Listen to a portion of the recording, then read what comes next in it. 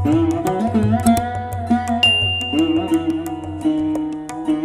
everyone, welcome back to my channel, myself Kasturi, and welcome back to another vlog.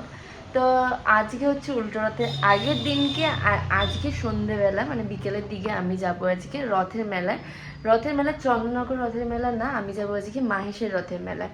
তোমরা অনেকেই জানো না, মাহেশে মাসির বাড়ির কাছে আমার বাবার বাড়ি, মানে আমার দাদুর বাড়ি ওখানে। তো আমি এত বছর বয়স পর্যন্ত কখনোই শ্রীরামপুরে মাহেশের রথের মেলা যাইনি। তো আমি ভাবলাম যে তাহলে চলো আজকে যাওয়া যায়। তো আজকে সকাল থেকে কেন জানি একটু মেঘলা ওয়েদার হয়ে গেছে, আজকে একটু সানডে, তাই ঘর দৌড় একটু পরিষ্কার করবার ব্যাপার আছে, সব কিছু তোমাদের সাথে শেয়ার করছি। সকাল ঘুম থেকে উঠেই পর্দাগুলো সব খুলে দিয়েছি, মা এগুলো কাছাকাছি করে নিয়েছে। আর বাড়ির ওয়েদারটা তোমাদের দেখাচ্ছি। এই দেখো, এই হচ্ছে বাইরের মেঘলা ওয়েদার, পুরো আকাশটা কালো হয়ে আছে কেন জানি না। থাকার কথা ছিল যে আমি কালকে উল্টো রথ দেখে বাড়ি আসবো, আমি এখনো পর্যন্ত ডিসাইড করতে পারছি না কি করব না করব। মনে হয় না থাকবো বলে, কারণ কি আমার অনেক কাজ আছে তাই জন্য। তো দেখি আজকে দুপুর করে কি বিকেল করে আমি বেরিয়ে যাব ওখানে যাব বলে। তো আগে স্নান করে নিই, ফ্রেশ হই, দুপুরে লাঞ্চ করি, দেন তারপর বেরোবো। যেহেতু আগের দিনকেই ছিল বিপত্তারিণী পুজো, তাই আজকে স্নান করবার পর মা আজকে আমাকে বিপত্তারিণী ধাগাটা বেঁধে দিচ্ছে। তোমরা কারা কারা বিপত্তারিণী ধাগা বাঁধো অবশ্যই কিন্তু কমেন্টসে জানিও।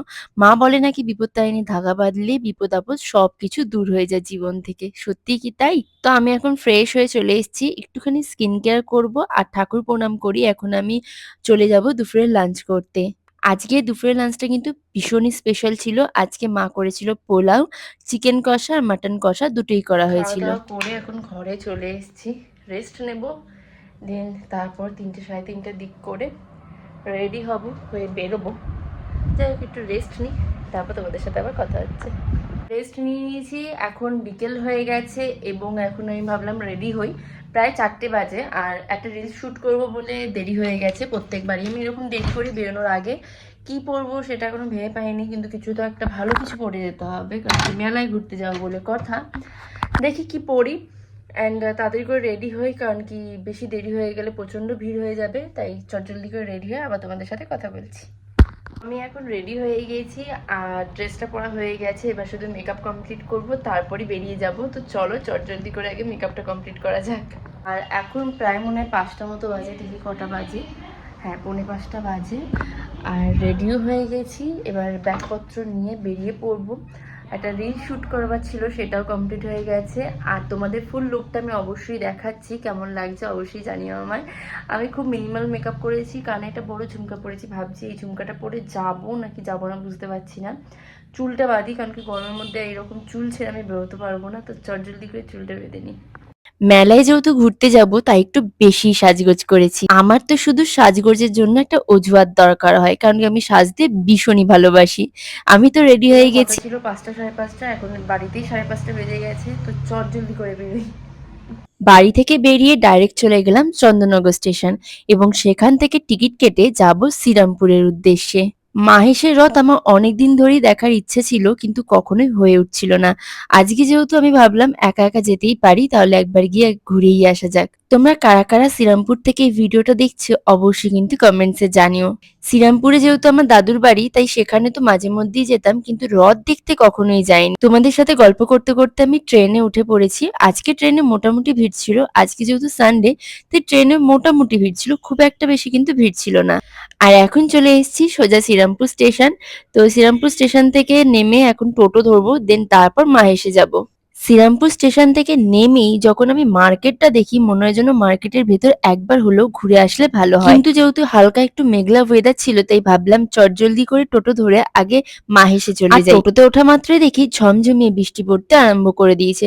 প্রথমে বুঝতে পারিনি এতটা বৃষ্টি হবে, কিন্তু বৃষ্টি হয়ে মনে হয় ভালোই হয়েছে। ওয়েদারটা হালকা একটু ঠান্ডা হয়ে গেছে, আর তার সাথে ওখানে কিন্তু আমি ভিড়টা অনেকটাই কম পেয়েছি। শুনেছি নাকি মাহেশে রথ দেখতে গেলে ভীষণ পরিমাণে ভিড় হয়। তোমরা যদি মাহেশের রথ দেখতে যাও তাহলে তাহলে শ্রীরামপুর স্টেশন থেকে নেমে শুধু টোটোওয়ালাকে বলবে মাহেশে যাব, তোমরা ঠিক মন্দিরের সামনে নেমে যাবে। আমি যেহেতু রথের পরে গেছি তাই আমাকে মাসির বাড়ির সামনে নামতে হয়েছে। আর এই মাসির বাড়িতে কিন্তু ভগবান জগন্নাথ, বলরাম এবং সুভদ্রা রয়েছে। পুরীর প্রাচীনতম রথযাত্রার পরেই কিন্তু শ্রীরামপুরে মাহেশের রথযাত্রা শুরু হয়। এই রথযাত্রা উৎসব পালিত হয়ে আসছে প্রায় 625 বছর ধরে। মাহেশের রথযাত্রা নিয়ে যে কিংবদন্তি প্রচলিত আছে তা তোমাদের শোনাই। চতুর্দশ শতকে ধ্রুবানন্দ ব্রহ্মচারী নামক একজন বাঙালি সাধু গেছিলেন পুরীতে তীর্থ করতে। তার ইচ্ছে হয়েছিল তিনি জগন্নাথ দেবকে নিজে হাতে ভোগ রেতে খাওয়াবেন। সেই ইচ্ছে না পূরণ করাতে তিনি দুঃখিত হয়ে আমরণ অনশনে বসলেন। ঠিক তার 3 দিন পর ভগবান জগন্নাথ দেব তাকে স্বপ্নাদে এসে বললেন, ভাগীরথী নদীর তীরে মাহেশ নামক স্থানে এক গ্রাম আছে, সেখানে যাও, আমি সেখানে একটি বিরাট দ্বারক ব্রহ্ম পাঠিয়ে দেব। সেই কাঠ বলরাম, সুভদ্রা ও আমার মূর্তি করে পুজো করো, আমি তোমার হাতে ভোগ খাওয়ার জন্য উদগ্রীব। এই স্বপ্নাদেশে মাহেশের সাধনা করতে শুরু করলেন। তারপর এক বর্ষার দিনে মাহেশের ঘাটে একটি নিমকাঠ ভেসে আসে এবং তার দিয়ে তৈরি হয় 3 দেবতার মূর্তি।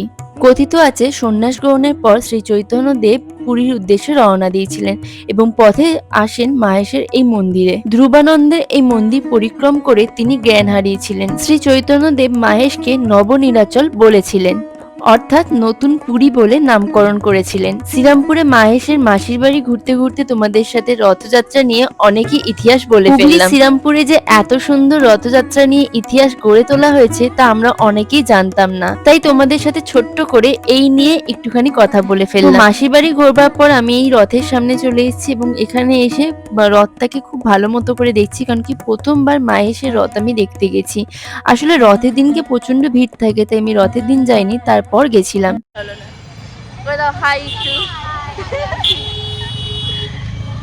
এখন আমরা যাচ্ছি জগন্নাথ বাড়ির উদ্দেশ্যে, আর আমার কি বলে এখানে ঘোরানোর সাথী হচ্ছে আমার দিদি।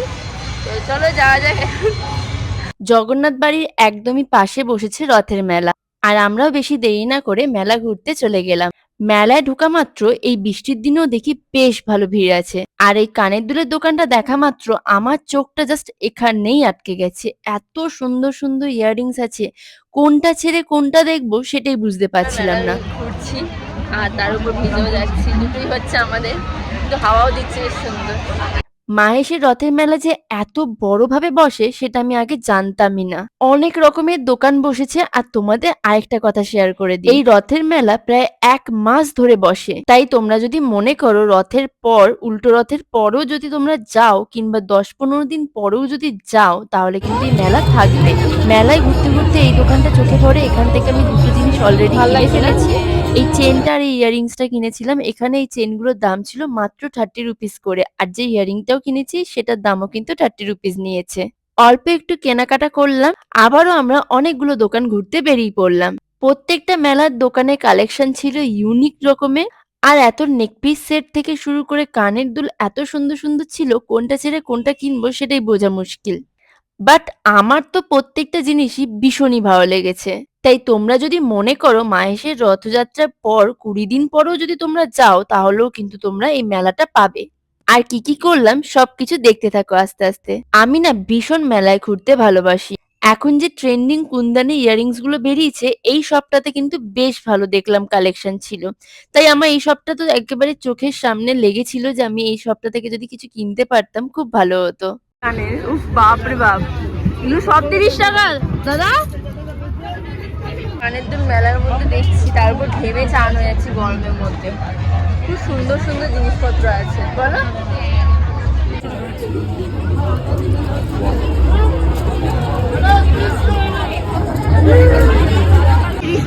ও হরেক মাল মাত্র 20 টাকা, না 20 টাকা না 30 টাকা, এই যাক গেল। এখানে লেখা আছে 30 টাকা আর বলছে 20 টাকা। ও এখানে 20 টাকা লেখা আছে না।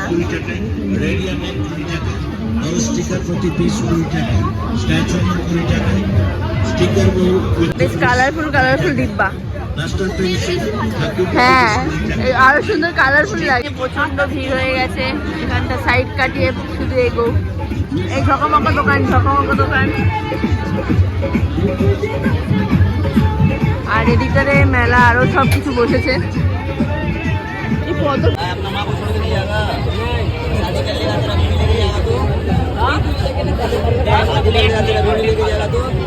এগুলো দেখো, এগুলো না খুব ফাঙ্কি লাগে দেখতে। 100-150 টাকার মধ্যে হবে নিশ্চয়ই। তুমি 30-40 টাকা জিনিসপত্র কিনে নিই। কানের দুলের সম্ভার চারদিকেই শুধু, এই দেখো এখানে একটা কানের দুলের দোকান, ওখানে একটা কানের দুল, এখানে একটা কানের দুল, চারদিকে শুধু কানের দুলের দোকান। মেলায় ঘুরতে ঘুরতে আমার তো প্রায় হারিয়ে যাওয়ার মতো অবস্থা। আর এই দোকানে ছিল যত রাজ্যে হেয়ার এক্সারসাইজের জিনিসপত্র। ভীষণ কিউট কিউট ক্লিপস ছিল যেগুলো আমার ভীষণই ভালো লেগেছে। তোমাদেরও বলবো একবার অন্তত মেলায় ঘুরে এসো। মেলাটায় শুধু 30 টাকা আর 30 টাকা 30 টাকা হরেক রকমের জিনিস পাওয়া যাচ্ছে। প্রথমের দিকে যাই আবার, চলো প্রথম দিকে ওই কানে দুলের দোকানটাতে। আচ্ছা, ওইদিকে আরো আছে, বিশাল বড় মেলা এখানে বসেছে, যে এটা জগন্নাথ বাড়িতে। তো মোটামুটি মেলাটা আমি তোমাদের কিছুটা ঘুরে দেখিয়েছি। আর এই হচ্ছে লোকের ভিড়, এতটা ভিড় মানে বলে বোঝানোর মতো না। এখানে আচারের দোকান বসছে, 100 টাকার পর্দা পাওয়া যাচ্ছে, আরও এখানে অনেক রকমের জিনিসপত্র পাওয়া যাচ্ছে, বহুত ভিড়।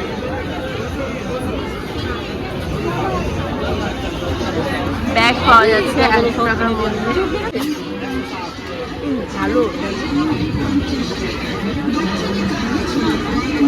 ভালো না? মেলার এই সাইডটা এগুলো রয়েছে, এখান দিয়ে জগন্নাথ মন্দির যাবে কি করে? হ্যাঁ, কিন্তু এই সাইড দিয়ে গোটা মেলাটা আমার ঘোরা হয়ে গেছে। এখনো অনেক কিছু, মন্দির যাবো, জগন্নাথ মন্দির যাবো, চলো জগন্নাথ মন্দিরটা ঘুরে আসি, দেন তারপর বাড়ি চলে যাবো। আধ 1 ঘন্টা ধরে আমরা শুধু গল্প করতে করতে ঘুরেই গেছি, আমি ভিডিও বানাতে ভুলে গেছি। তাও অনেক কিছু ক্লিপিংস নিয়েছি, সব কিছু তোমাদের সাথে শেয়ার করেছি মানে এই ব্লগে।